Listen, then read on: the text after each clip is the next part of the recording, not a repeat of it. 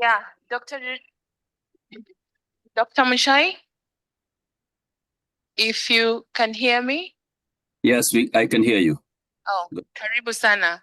Hi, Professor Jerono. Hello, I can hear you. Can you hear me? Yes, I can. So we're Okay, going good. About a minute for each of you to introduce yourselves and also tell us one or two amazing things about yourself. We'll let Dr. Muchai start. Dr. Muchai, go ahead.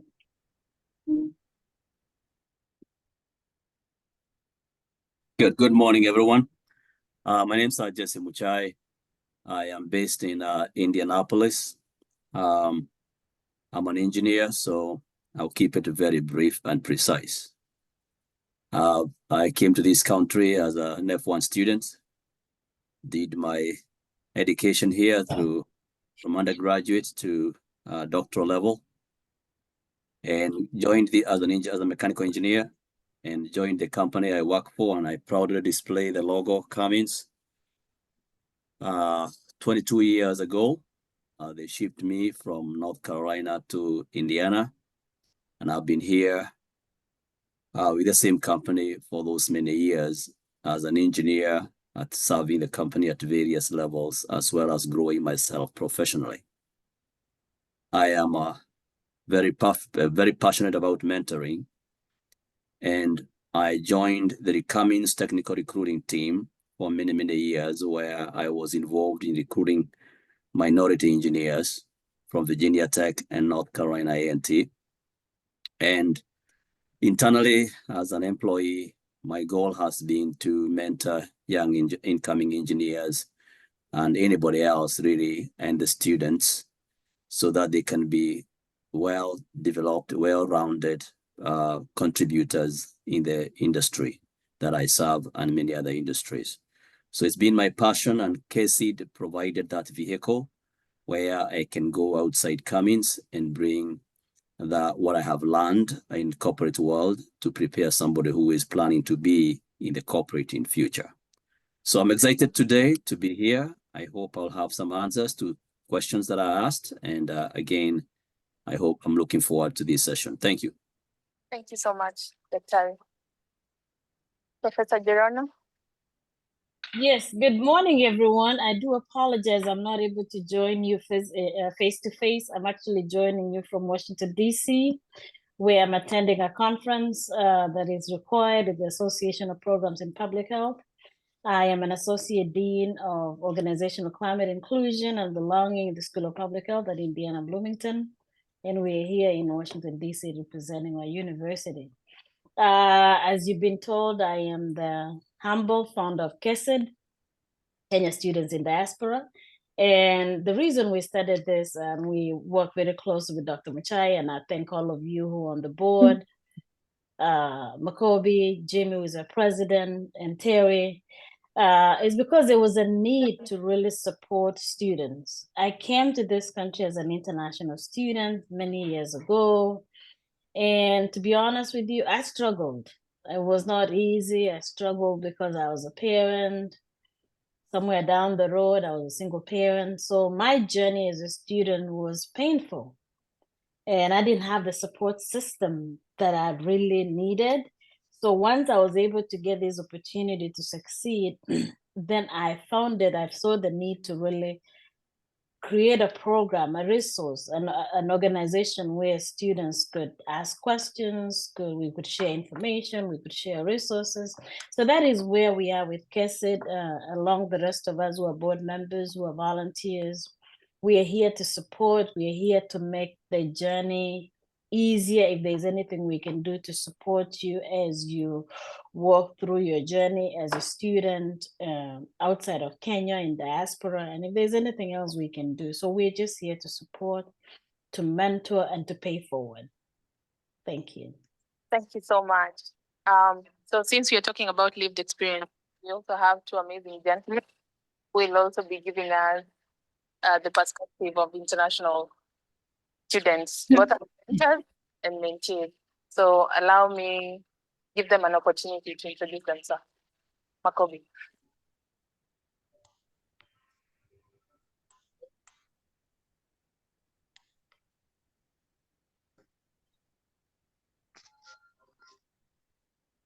My name is Sylvester, mostly known by Makobi, and I'm a doctoral student in voice performance at the School of Music and I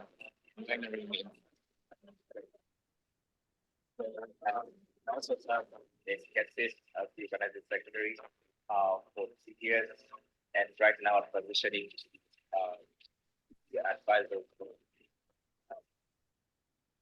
It was just such a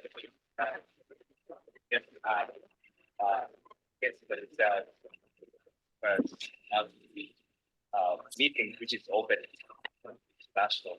So that's one way to think about. Yes, but just welcomes all students. Thank you, Madam. That's good. My name is Jimmy Ochieng. I'm a doctorate student at the media school focusing on political communication.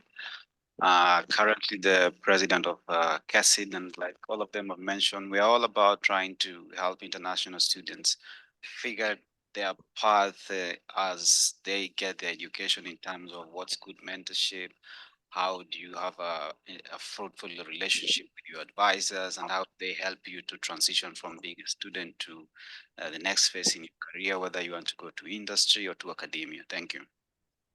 Thank you so much. So I'll take this moment to quickly dive into our questions. And being the Women's Month, I'll start with Professor Jerono. Maybe just to get your perspective and also to understand what exactly is your mentoring philosophy.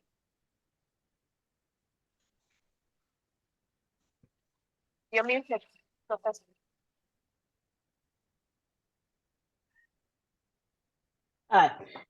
So I believe that I am, first of all, I am a product of mentoring. I was mentored. So I believe that mentoring is very critical in helping one to succeed. So I was mentored, and I believe that all of us should be mentoring. And mentoring should really be focused on the mentee. So whatever the mentee needs,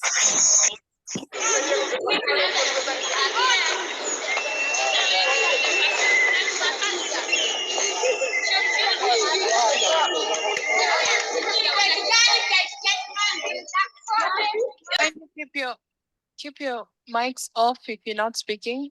yeah, thank you. I need I muted them. Yeah, please, thank you. Yes, so mentoring is very critical, and mentoring should really be a mutual relationship and should really be focused on the mentee, because the mentee is the one who has whatever the needs of the mentee, but it should be a mutual relationship, mutual beneficial to both, but it should really be focused on the mentee. Thank you so much. Yes, Dr. Muchai, would like to hear what your mentoring philosophy is with your many years of experience mentoring. Well, mine is really on the same line of trying to focus on the whole person. So for me, it requires an understanding of where is my mentee, right? So that we can figure out a grounding, right? Where do we start? And for that to happen, I look to understand where is that person professionally? What are their goals? If they don't have some goals, let's develop those goals first so that at least we can have a target that we are working towards. One of the things that was a really big drawback in my career when I started was lack of a good mentor. And without a good mentor, I didn't have a North Star. And so I just kept on working, and being somebody with very good work ethics, I thought, that's it, this is going to take me where I'm going. And I later found out that it's not just about how much you're working, how much work you're putting in, you also need somebody who can actually guide you.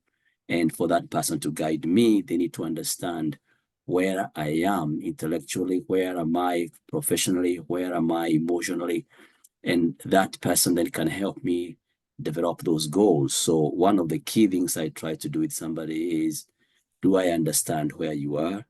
do you have at least an idea where you want to go? And are you going to allow us to have opportunities to recognize future opportunities?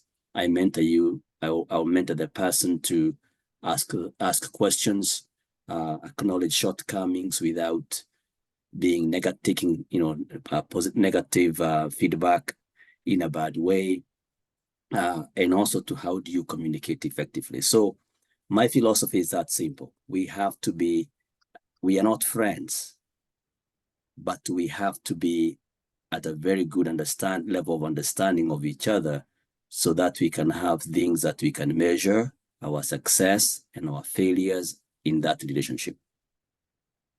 Thank you so much. That's interesting. You're not supposed to be friends with you. Thank you. So I would really want to hear what has been, I would want to hear at least what is that specific moment as a mentor that has really stood out with the many years of mentoring, both for you and Professor Jerono. Maybe if you share that one major moment in your lifetime mentoring at the moment that really stood out. I'll let the professor go first. Thanks, Dr. Muchai. So to me, like you said, Dr. Muchai says mentoring, it's a relationship, but it's a protected relationship. So we can be friends, but it's very protected because I want to protect you. So to me, one of those aha moments was when I get a call from my mentor saying, when I see my mentor making progress in their career. I've mentored students and they say, oh, Dr. Rotich, I was able to get into this degree program because of you. Oh, I was able to get my tenure and promotion because of your mentorship. Oh, I was able to get this. So when I see them making progress, and it doesn't have to be big progress, because you see, when you talk about mentoring, there's so many types of mentoring. There's academic, especially there's academic mentoring, there's social mentoring, so there's all kinds of mentoring. But when you see the person making small steps, they could be big steps, but even the small steps, like, I'm happy, I am less stressed, I'm able to do this. So that to me is critical, and that to me is key. Like I said, my focus in doing whatever I do is just to pay forward. Just to pay forward. There were days in my journey as a student that I was very stressed. As a mother going to school, I just needed somebody to listen to me. In fact, some of those mentoring is just being there to listen to somebody. So to me, it's the successes, the fact that they could actually call me, because as a mentee, it is really your goal, your role to reach out to me and say, hey, I need help. So to me, the fact that just saying, hey, I need to talk about this. Can you help me with this? I've had students talk to me about some of the advices on the moves that they're trying to make, career progress, what should I do with this? So the fact that they're just able to reach out to you and say, hey, what do you think about this? So the fact that they can actually reach to me, being able to listen, seeing them happy, seeing them succeed, and seeing them make small steps and big steps in their career. Okay, back to it. Yeah, trying to figure out one of the most exciting feedback I ever got was maybe 5 years ago. A friend of mine, his daughter moved to Cincinnati, Ohio, and moved in with her fiance. And 2 years later, their parents, came to visit with them, and they picked up their daughter and their fiance, and they came and visited with us in Greenwood. And in the course of discussion, just general discussion, I found out the young man was employed somewhere, and he had been in that company for 5 years. And I took him out in my backyard for a quick walk, man-to-man talk. I pretended, hey, I'm asking for the goats for our daughter and all that. But in real sense, I was looking for an opportunity to figure out where are you in your life, and where are you in your career. And as we talked, I gave him a piece of advice, right? And one-on-one, it didn't take more than, I wouldn't say more than 10 minutes. our chat. And that young man kept quiet and I didn't say much. And he said, thank you for your time. We went back inside, we had our coffee, our meal and all that. 3 years later, I meet this young man in North Carolina and he pulls me apart. And he tells me, Dr. Muchai, I just want to tell you, the conversation we had in your backyard has made me move through 3 companies and 3 major salary increases. And I just wanted to let you know how grateful I am for that very brief conversation about careers and what it has impacted my life and the life of my family and the life of those who surround me. So it is such a moment that makes you feel it's well worth it, investing time in younger professionals. And mind you, I'm focusing more on professionals because that's what I am, right? So that was my highlight. Like, wow, it wasn't a waste of time. So thank you. Thank you so much. Now let's move to the students. Makobi and Jimmy, I would want to hear what your understanding of mentoring is, and also please share impactful moments that you guys had as mentees in your experience as students.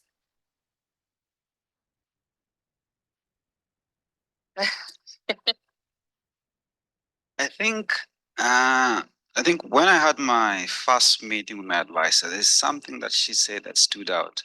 She said that, Jimmy, no, this is a lifelong relationship. So you better make sure if it's me you're choosing, are you able to stay with me through the course? And the reason she said this is because a mentor is not just, your advisor is not supposed to be someone who you just get to know him or her in the institution you are, but this is someone who has a network, someone who can connect you to so many different opportunities and people because they've been in this game for long.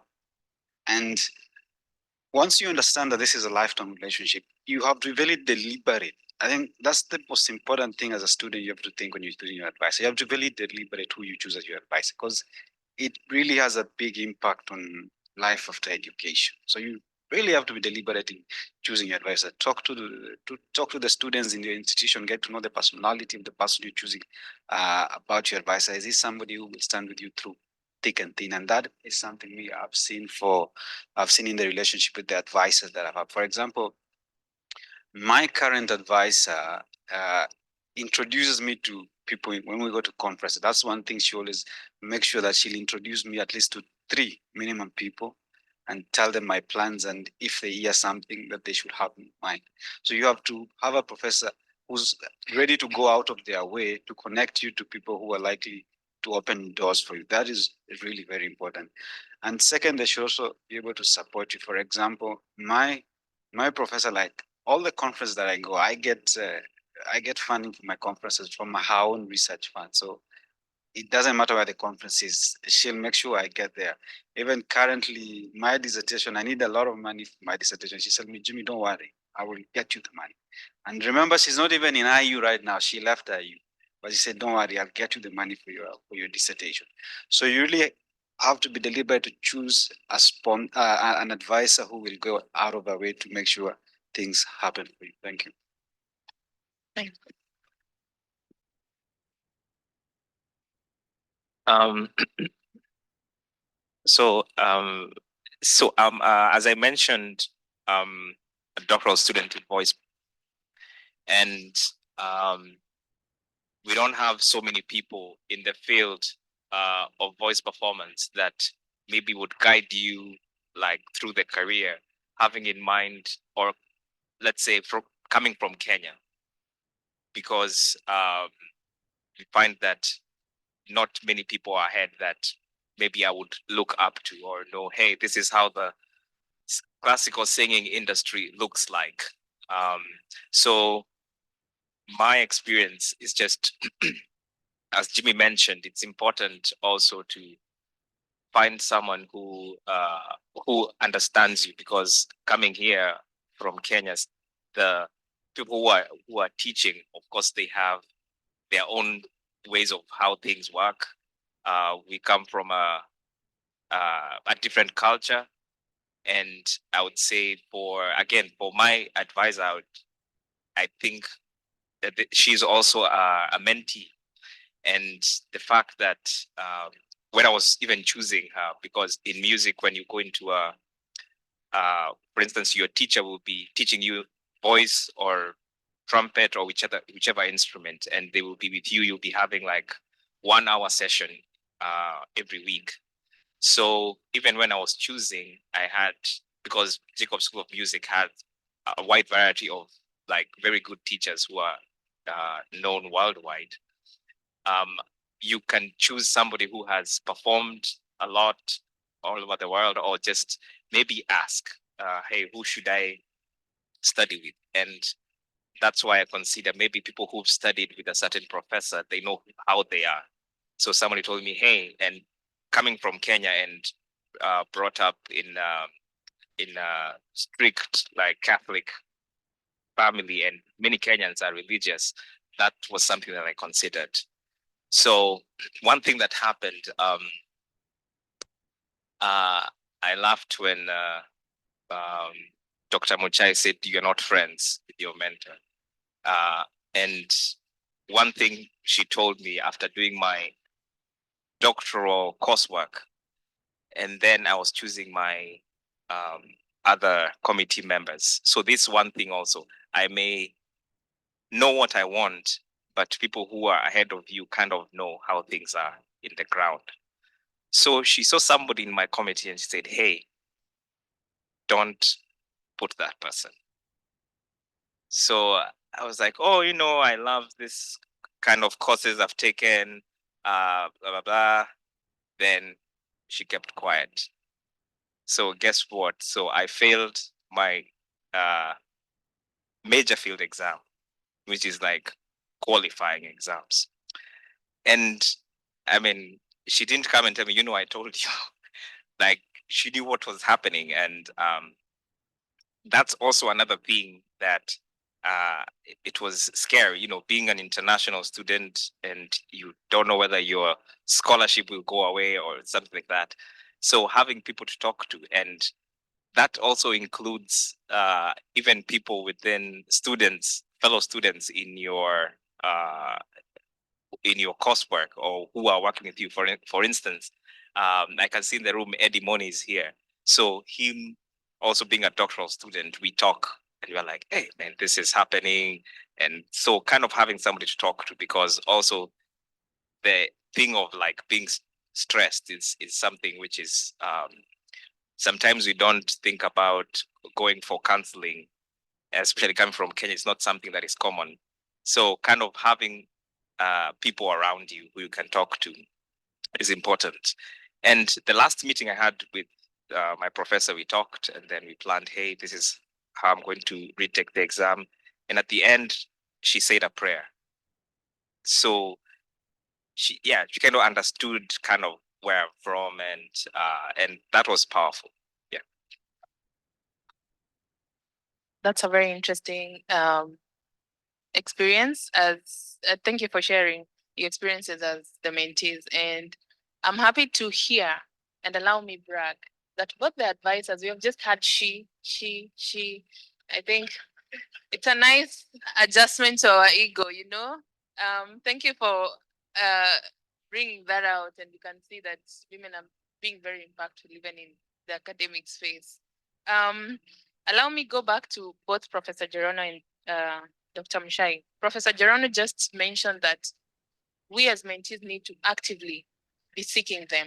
So I would want to hear your perspective of how do you actively assist students, maybe in conducting their research, figuring out strategies in the academic spaces, trying to get partnership and resources.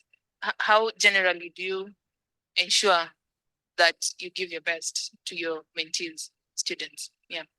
Great. Thank you so much. Thank you so much, Terry. And like I said, I have many mentors. I have many mentees from high school, from college, to college professors.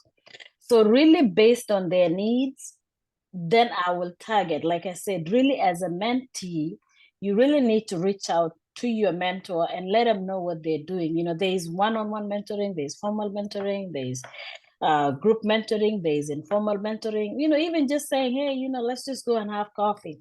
So really you have to be very proactive and be very truthful with what you're trying to seek. So for example, I have mentees who are trying to get scholarships. So I will guide them, I will give them guidance on where to go. I will even contact them, the person, and say, okay, this is the person, I need to refer you to this person.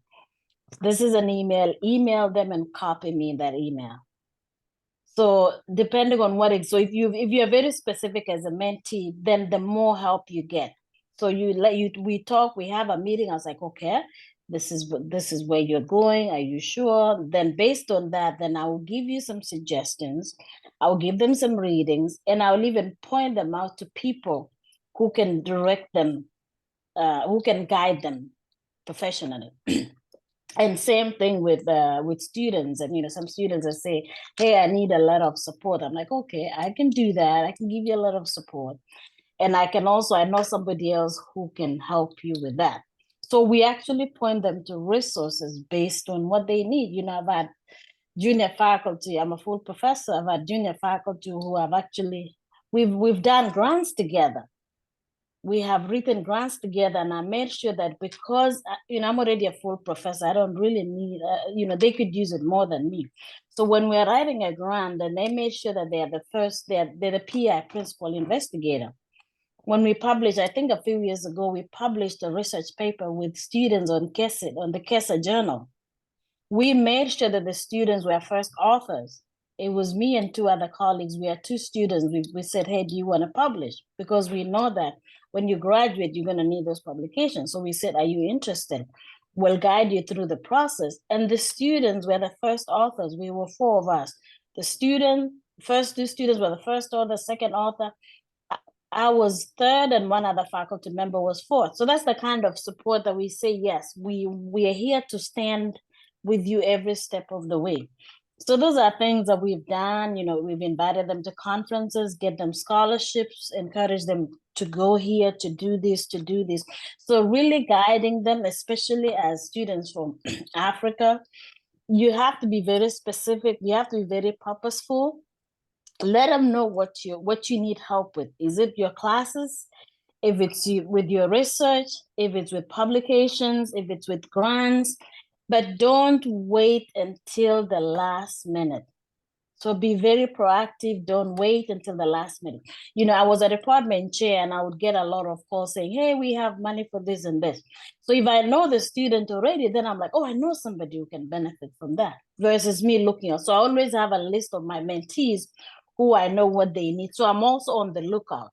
And actually so I serve as a mentor as well as a sponsor. A sponsor is somebody who speaks well, who speaks about you. Like, you know, I go to meetings and I'm like, yeah, Ted will be perfect for this. I know somebody will be very perfect for this. Or Jeremy would do a great job with this. So that's what a sponsor does, is I speak on your behalf when you're not in the room. So getting that close relationship is I can support you, and I can also sponsor you, speak on your behalf, even when you're not in the room. Thank you. Thank you so much, Professor. Dr. Muchai? Could you ask the question again, please? Yes, sure. We'll just come to your backyard, so everybody knows, go to his backyard and things will happen. So all the students look for him and go. Oh, yeah. Okay. So the question was, how do you actively seek to engage your mentees, whether in finding collaboration, partnerships, resources, and being someone in the industry? How do you support your mentees? Oh, great.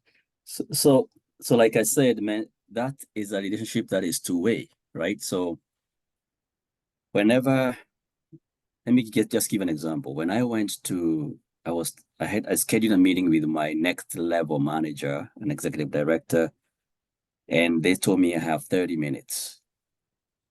30 minutes. And what I've been advised was, know what you want, why you want, and where do you want them to help you. So if you bring that to several layers down, as a mentee, you should start thinking, when I call Professor Jerono and request her to be a mentor to me, what is it that I'm looking for? Why do I need it? What are my strengths? What are my weaknesses? And when I sit with her for 30 minutes, or let me say, when I sit with my manager for that minutes for that session, that's not a time to come and start thinking of what I want to do. It is a time that they have carved out for me to tell them this is the path I'm thinking of following. The worst thing is not to come prepared with something. Come with a blank piece of paper. That's really, really the wrong approach. Come with something. Where do I want to go? These are the areas I think I can focus on. And then you are giving your mentor something to work with. Something to work with. So always go with something to work with. As a mentee, I always tell my mentees, I'll schedule the first meeting. I'll buy the first coffee. I'll buy the second coffee. That coffee is on you. If I don't ever hear from you, I'll graciously exit, because you have to have a dog in the fight. If you don't, you are not invested. And then my time is not well spent with you as a mentee. So be proactive, be smart in what is, those are acronym everybody knows, smart objective. Use that to be able to really maximize the time that you have with a mentee, with a mentor. And as a mentor, if I come for the first meeting and I see gaps that we need to close, I will address those gaps in a very professional way. And there will be a timeline to close those gaps. And if we miss 2 or 3 timelines, then I graciously exit that relationship. So the bottom line is, be invested as a mentee. Don't waste your mentor's time. Follow up on things that you agree on, and be very, very intentional. It's okay not to know where you are going, right? It's okay not to know precisely. Nobody knows exactly, but at least have a direction. Directionally, I want to go this way directionally. Then the role of a mentor is to guide you to eventually narrow that to your North Star. Thank you so much. I think if you forget anything else that I've been said, everything else that I've been said, remember the third coffee is on you, the mentee. Yeah. Let me go back to the students. So to start with, you have a very impressive record when it comes to research publications. And I trust you've also been able to mentor. What advice would you give to students who are actually really interested in getting into research? Professors have said, you have to be intentional. Because when I started my master program, I didn't know much about publishing. But when he's called Professor Kyoko Ireri, in one of the classes, we did a group project whereby we were doing a survey on knowledge gap study, and he sent people to different areas to collect data. Then after data collection, he asked, who would like to participate in a publication that will end up in a journal? Out of, I think, 35 students, only 2 of us showed up. And he was able to mentor us and guide us through that publication process. And we got that article published. And then we developed a relationship whereby even when I'm here, we've been working together. And over the last 3 years, I think we have about 4 or 5 articles published together. So you have to be intentional about it, and you have to be present. In your department, people have to see you. You have to look out for professors and whose research area are aligned with yours and ask them, can we collaborate on this? And then the best way normally to do is in your class project, develop an idea in your class project. Because like in my department, in most of our class projects, you have to have a research proposal at the end of most classes. So once I have a research proposal after the semester is over, I look for a professor who's whatever I'm researching on the area is aligned. I'm like, hey, can we collaborate with this? And out of this, I've been able to collaborate in 3 projects which are currently under review. So you have to have something and then reach out, and then they guide you to polish it to reach up to journal standards. So you have to create time. But then the other thing is, as you're learning these skills also, there are people who you've let back home. How can you collaborate with them so that you also pass these skills and also enable them to be published? It's not just about, you're supposed to be a conduit through which you reach other people as well. So you can work with students who are also back at home to collect data. And if you don't have funds to collect data, there's data that is already collected that you can work with. For example, Afrobarometer is a Africa-wide institution which collects data every year in every African country. At least after 2 or 3 years, they do cycles. So you have a data set. I think they started collecting data 2007 thereabouts. So there's a big data set. They have over 100 questions that they ask. There's a big data set that you can use to work with, whether it's your advice and publish. For example, with my advice and another student here, we used Afrobarometer data to try and look at misinformation in Africa, and that paper is currently under review in the International Journal of Press Policy. So you don't have to collect data. There is always some institution that is collecting data that you can always use. Thank you. Thank you so much. Before I get to my project, anybody with questions on Zoom, please type them on the chat. We're going to read them in a few, as well as the people in the room who can be preparing a question. Okay, Makobi, for the short time that I've been able to know you, you've been very passionate about matters arts, because most of the time they're looked down upon as courses that people choose to do. And sometimes when you come from Africa and you're coming all the way to study something like music, you know, sometimes people question, is this going to learn how to sing? Kindly, you know, we need to change and shift the perspective of how people view certain courses, especially in arts. So I would want to know, what has your experience been as a student, and how have you been mentored, and how have you been passing down the mentorship to other students who are coming behind you? And at the end of it, also give an advice to those who are seeking to get into that area. One thing I mentioned, I didn't have so many people who are involved with going ahead to see like Prof and come back and Prof is depending on how the program. But right now we have an operating called Rotich. Kenya, she's what is really Audience about opera, and she's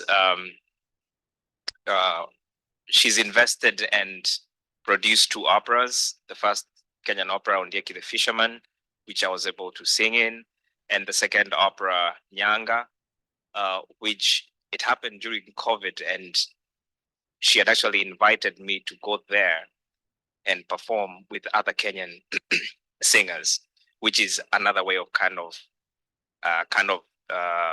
mentoring, but peer mentoring. Like, hey, I've gone out, I've studied, and then I'm going back there. But due to COVID, I was not able to go and sing in that production.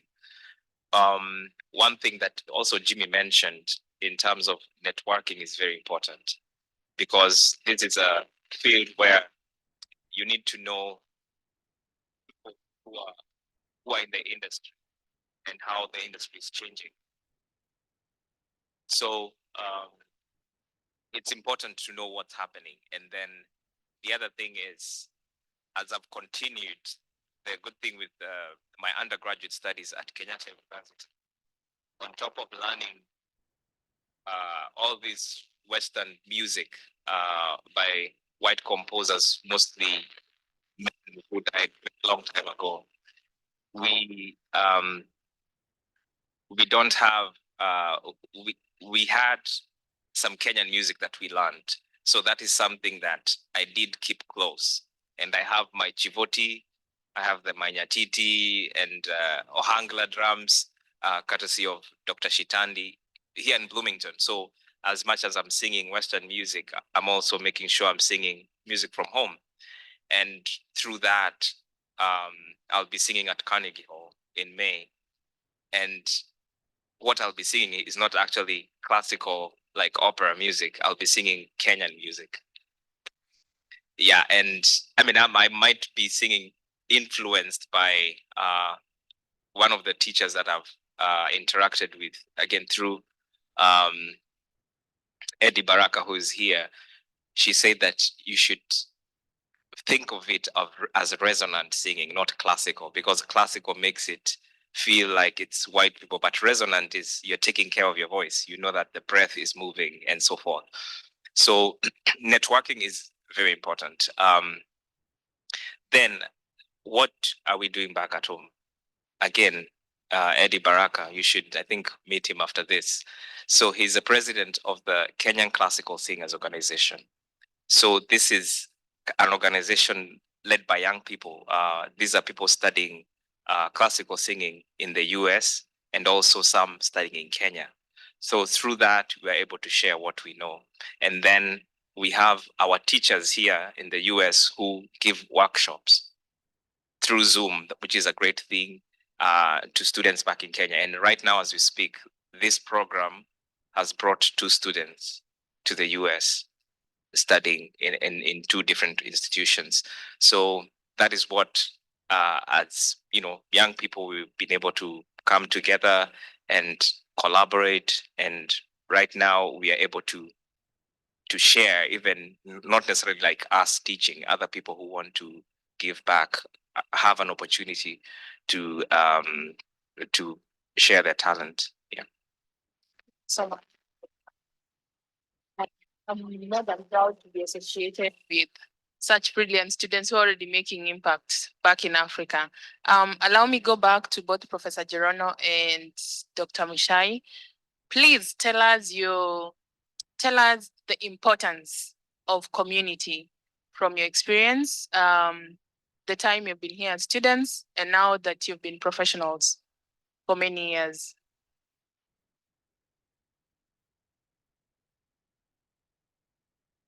Okay, I'll go first, and then but before we proceed, now that Makobi talked about Kenyatta University and I was a member of KU, let's take 30 seconds of silence. You know, Kenyatta University lost 11 students last week from a road accident, and then I think we had a student at Kapsabet. So let's just take a minute of silence to remember our comrades who lost their life.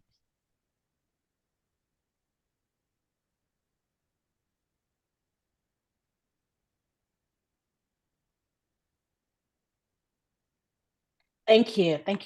So along with what community, one thing I want to say, what Makobi said made a lot of resonated with me was the support that you get from your faculty, your support system. You know, I'll never forget one of my teachers. I was a student at Kenya High, and one of my teachers used to write on my report, my class teacher, actually, I wouldn't say his name because he's still alive and thriving in Kenya. But every time he used to write on my report card that I was a games prefect, he used to say that if Jerono would stop playing games, she would stop acting. She's too busy with sports and music. That if she would stop doing this, she's doing great, but she would do much better.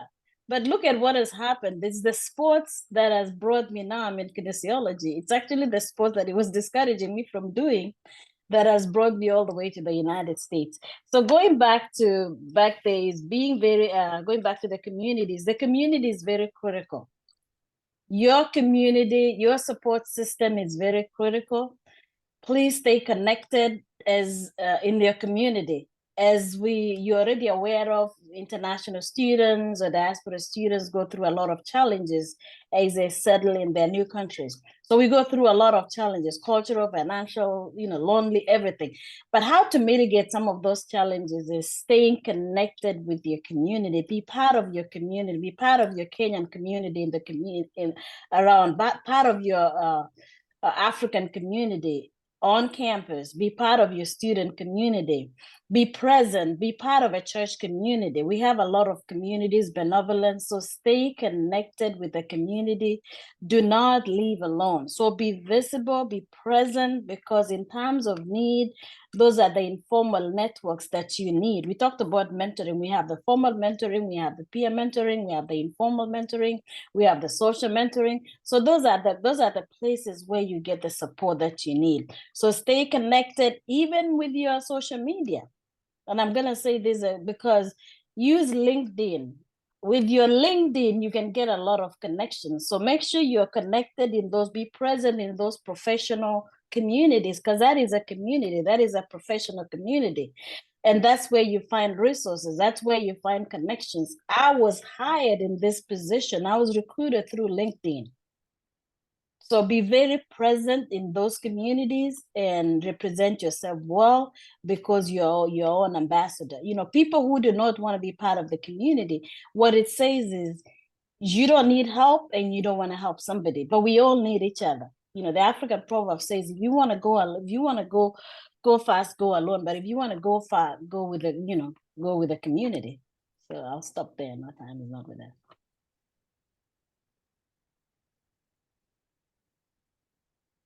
Thank you, Professor. I think she said it all. You really have to be connected and intentional. And I didn't know the power of that word until sometimes after I started my career. Intentionality. You really have to be intentional in terms of what is your career statement. And remember, I said it doesn't matter what that career statement says to start with, but you have to have a career statement, right? And it doesn't matter if you are somebody in a very rural area in the United States or anywhere in the world. You can find a community, and you have to be intentional in finding that community. If you don't, you will sink alone. A case in point, when I was in Auburn doing my undergraduate, I came to this country way back in 1989. That tells you how old I am, but you possibly can tell it by my beautiful beards. And I remember I was struggling a lot.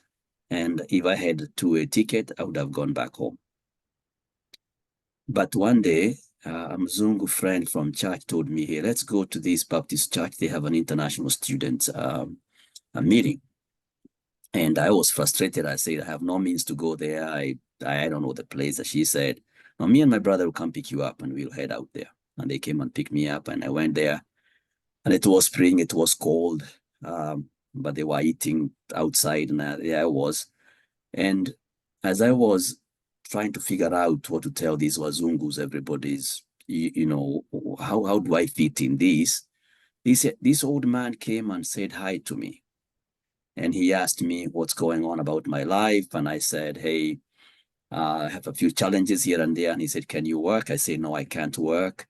And he asked me, do you have a means of transportation? And of course, I did not understand that statement very well then, right? Means of transportation, what do you mean?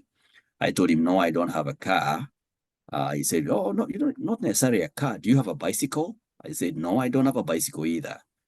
Then he looked at me and said, oh, okay. To make a long story short, this man gave me an opportunity to work somewhere, open doors that I could never have imagined, right?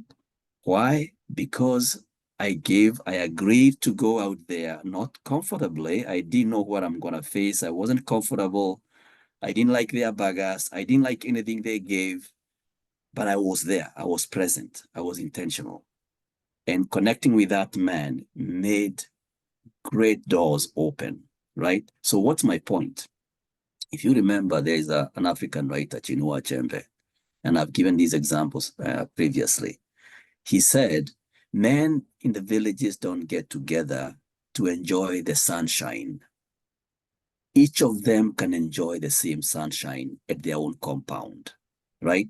There is sunshine in everybody's compound, but they get together so that they can share those things that draw them together and build them together.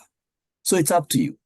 You can either sit at your house and enjoy the sunshine alone, or you can decide, let me go out into the community and enjoy the sunshine with other people out there and learn one or two nuggets of life that will help me. That's all I can say. Thank you so much. Now we have all in terms of community, students from Africa, all the way and far away from home. The importance of having community around you, both academically and even the informal. So before I let you go, Dr. The choice of panelists presenting both an individual from academia and the industry. What advice do you people who are really seeking to get into the industry and are kind of giving up or losing hope with how things are going? What advice would you have for such? You are choppy and I really didn't get the gist of the question again. Could you repeat the question? Sorry about that. Could you hear me? Are you able to Now I can hear you. being in the industry? What do you have for students who really want to get into the industry and not academia? What advice would you have for them? Oh, yeah. My short answer to that is it starts right away, right where you are as a student in the academic arena. And I give this example of where I said, you and the instructors and the professors are the people who are making, I use the analogy of a sausage, that you, the student, and the professors are the people in the kitchen making a sausage. And the ingredients you use to make that sausage will make it either tasty or something to throw in the dustbin. We people in the industry are the consumers of the sausage. So I go in the academia to select students who I'm thinking will make a very tasty sausage. So it's up to the academia, the student, to really make that sausage great. And you as a student, you have a part in it. Right from the day you enter your undergraduate, start figuring out, where do I want to work? And again, you will make mistakes. Make them. That's okay. It's allowed. But you have to have a kind of an idea of where do I want to go, and then run with that to your mentors, because your mentors will now start telling you, oh, you want to go to an engineering company. You need 2 or 3 internships before you graduate. Oh, and by the way, you need to attend career fairs, for those who are in North America, career fairs in spring and in fall. Don't wait until you are a junior to start looking for an internship in the industry. It's too late. Look for your first internship in your sophomore year, so that company, if they like you, they'll bring you back in your junior year. And if they like you, they'll make you an offer before you even graduate. And I'm a living testimony of that. Cummins made me an offer before I graduated. I knew where I'm going, how much I'm going to be making before I graduated. So be proactive, because the industry is not looking for, you know, all the equations, you know, all the subject matter, but can you learn? When I bring you to Cummins or to any other company, are you somebody who is teachable, somebody who is disciplined, somebody who has good work ethics, and somebody who wants to grow? So when I'm interviewing students, when I'm interviewing potentials, I'm looking for critical things. You could have all straight grades, but if you don't meet those few critical things that I'm looking for, believe me, your resume is going into the dustbin. And there are very many resumes I review or have reviewed in the course of one career fair, which is 6 hours. If I get 140 resumes, believe me, some of those, maybe 50 of those have straight A students, but I'm only looking for 4 people. What are the chances you'll be among the 4? Make a positive contribution towards making that tasty sausage. Thank you.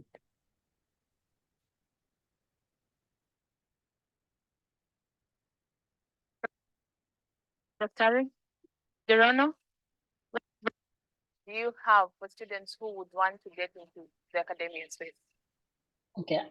So like I said, is stay connected with your professors. If you want to stay in the academy, you know what the role is as a professor. You will be required to teach, you will be required to do research, to do service, and all that. So exactly know what it is that you want to do.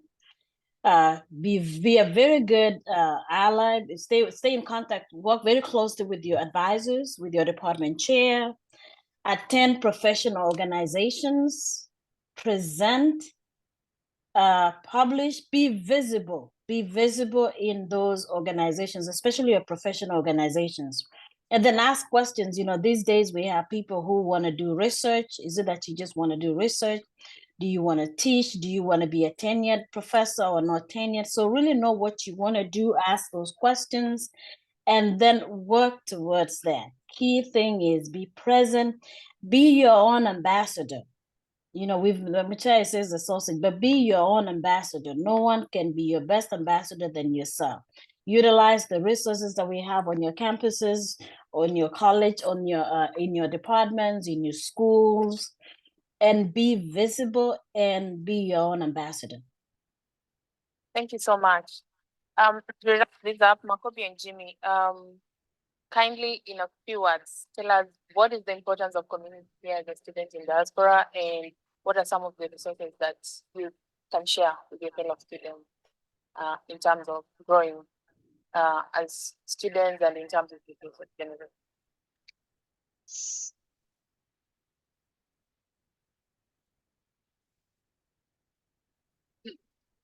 So in terms of community, as what Professor Jerono said, like when you are, I feel that being away from home, I think finding that not locking yourself. I know sometimes graduate school can be hard and you're always in the library, but finding time to go to connect with fellow Africans, get into the Students Association. For instance, right now we are here because of the graduate students in African Studies, and I work with the two of them. So the community that I've made for students, which is funny because I've even just learned so much about other African countries in the US, rather than even when I was in Kenya. So finding people, talking to them. Here in Bloomington, we have something called Harambe, which brings together African students or even people who just support the students, community members, and we have a monthly meeting, which is where you get to meet people and really gain a lot. And it helps because sometimes you may have issues, but you're not waiting until you have an issue. That's when you're going to find somebody to help, because they'll know. They're like, you're coming because this is happening. So, but if you're connected with the community, I think when you have challenges or even when you have success, you celebrate and they help you out. I don't think there's much I can add there, but just to say you don't know you need a community until you need a community. Because you see, as graduate student, like he said, we are busy. You have so many demands on your time. But you can't live in isolation because I mean we are social beings, we're made to coexist with others. So I always say try and create, you have to be intentional with your time, that as much as you allocate some time for your studies and research and whatnot, try also to allocate some time for socializing with others, because you need a break from your job. You can't just always be back on your classwork, on your research work. But also on top of that, also you can build community through collaborating in research with your fellow students across other disciplines, not necessarily discipline, because we're in an era of interdisciplinary approaches to knowledge generation. So that's also another community that is outside your own. But thank you.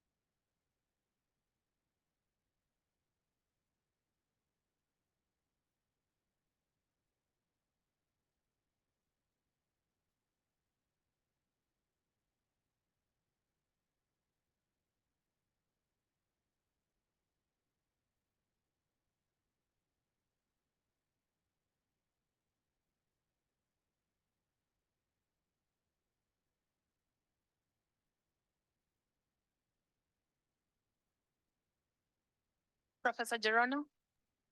I didn't hear that.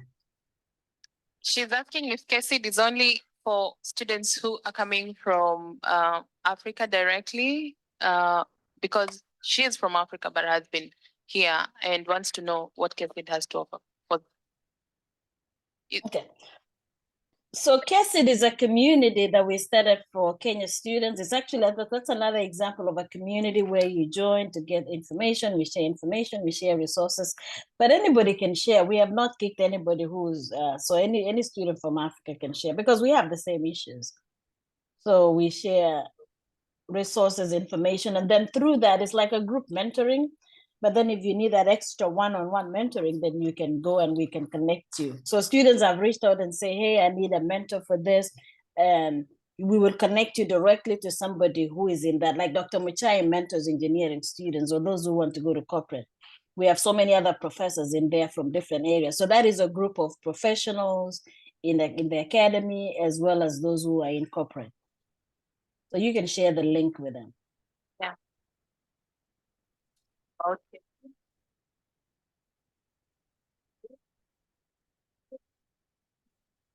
Thank you so much, Professor Jerono and Dr. Muchai, and everyone else who has joined us on Zoom and session. Thank you. Thank you. Yeah. Dr. Muchai? I hear you. I'm hearing you in a very choppy way. Thank you for joining us today and sharing nuggets of wisdom. Thank you. Okay. You're welcome. Thank you very much. You all take care. Have a good day. Thank you. Okay, bye-bye. Bye.